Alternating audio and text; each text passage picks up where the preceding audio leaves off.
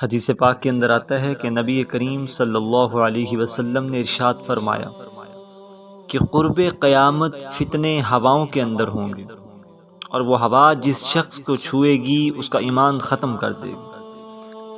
اس دور جدید کے اندر اگر دیکھا جائے تو قادیانیت بہت بڑا فتنہ ہے، اور قادیانیت دن بدن ترقی کرتی جا رہی ہے، دن بدن پھیلتی جا رہی ہے، دن بدن ان کے جو ہیں وہ لوگ بڑھتے جا رہے ہیں۔ وجہ کیا ہے؟ بعض علماء بھی قادیانیت قبول کر رہے ہیں، عام لوگوں کی تو بات ہی کیا کرنی۔ اچھا، یہ قادیانی جو لوگ ہیں یہ لوگوں کو ورغلاتے کیسے ہیں؟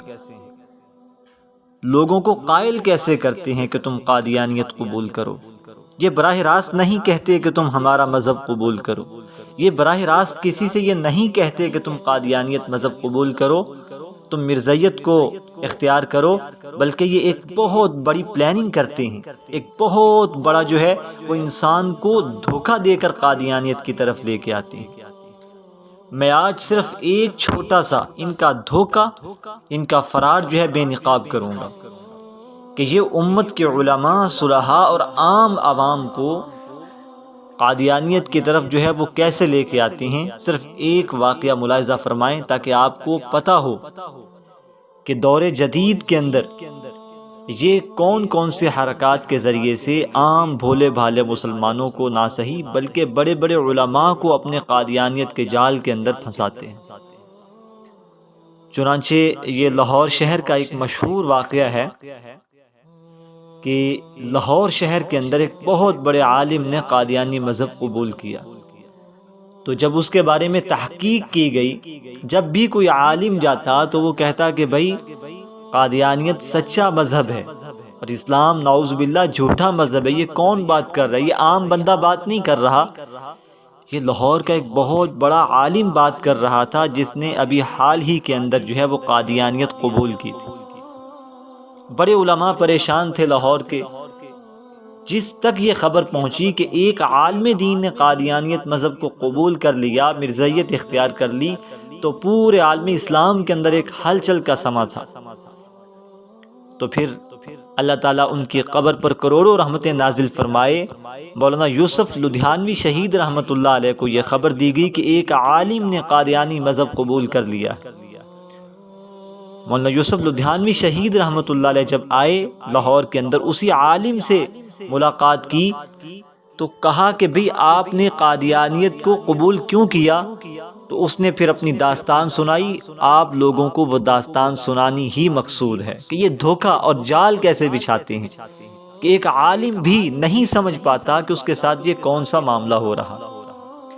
چنانچہ اس نے اپنی داستان سنائی۔ اس نے کہا کہ میں ایک قادیانی کے ساتھ تجارت کرتا تھا، مجھے علم نہیں تھا کہ یہ قادیانی ہے۔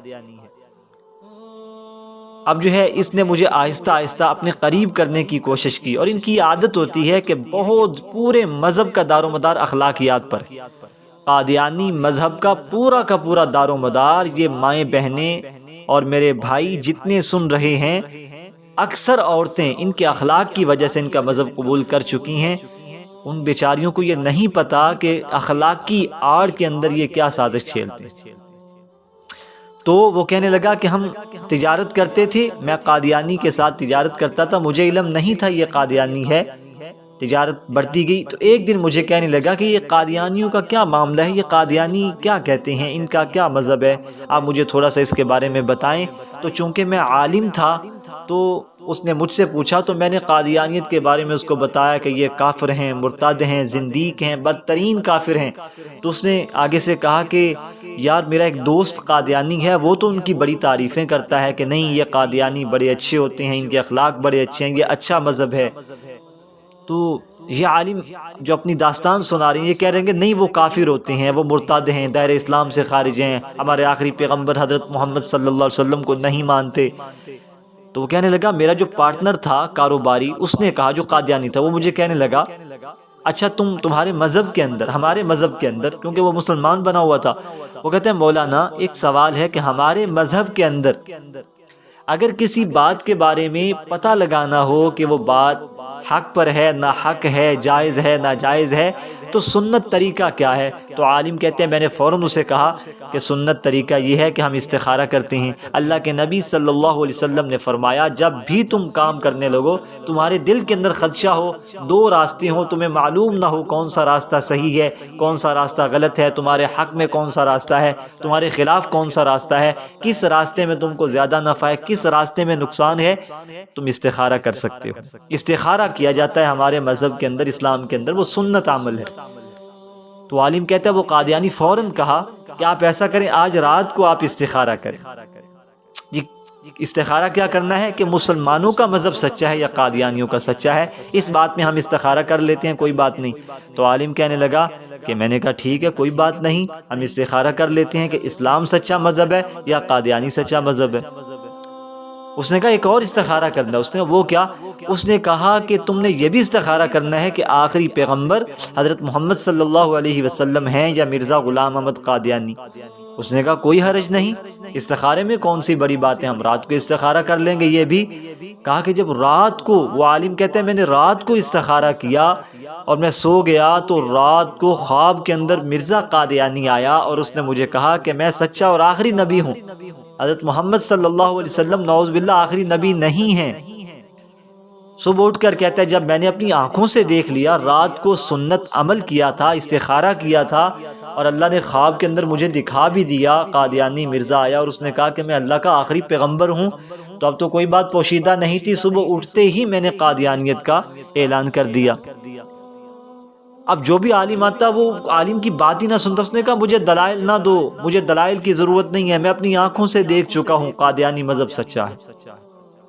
تو مولانا یوسف لدھیانوی رحمۃ اللہ علیہ نے جب ساری بات اس کی تسلی سے سنی تو مولانا صاحب فرمانے لگے میں آپ سے دلیل میں بات نہیں کروں گا، میں آپ کو صرف ایک مسئلہ بتا کر چلا جاؤں گا، میرے مسئلے کو غور سے سن لینا۔ وہ عالم کہنے لگا جی کیا مسئلہ ہے؟ میں نے آپ کو بتا چکا ہوں، میں اپنی آنکھوں سے دیکھ چکا ہوں، سنت عمل کیا ہے اور رات کے وقت خواب میں اللہ تعالیٰ نے مجھے بتا دیا، اور آپ خود کہتے ہیں استخارہ سنت عمل ہے۔ تو مولانا یوسف لدھیانوی شہید رحمۃ اللہ علیہ فرمانے لگے دیکھو جو مسئلہ آپ کو بتانا ہے اس کو غور سے سنو۔ اس نے کہا جی بتائیں کیا مسئلہ ہے؟ اس نے کہا مسئلہ یہ ہے کہ دیکھو جب تم نے استخارہ کیا تھا کہ اللہ کے نبی صلی اللہ علیہ وسلم آخری پیغمبر ہیں یا مرزا غلام احمد قادیانی آخری پیغمبر ہے، اسی وقت تم دائرہ اسلام سے نکل گئے تھے، اسی وقت تم کافر ہو گئے، اسی وقت تم مرتد ہو، زندیق ہو گئے تھے۔ عالم نے کہا وہ کیسے؟ اس نے کہا تم نے شک میں اپنے آپ کو ڈال دیا، تم مشکوک ہو گئے تھے کہ اللہ کے نبی صلی اللہ علیہ وسلم آخری پیغمبر ہیں یا مرزا قادیانی، حالانکہ اللہ کے پیغمبر نے روایات میں واضح بتا دیا کہ انا خاتم النبیین لا نبی بعدی، اور قرآن مجید کے اندر بھی آتا ہے کہ میرے بعد کوئی پیغمبر نہیں آئے گا، میں آخری پیغمبر ہوں۔ بہت ساری روایات کا تم انکار کر بیٹھے، تم مشکوک ہو گئے، جس کی وجہ سے پہلے سے تمہارا ایمان ختم ہو گیا۔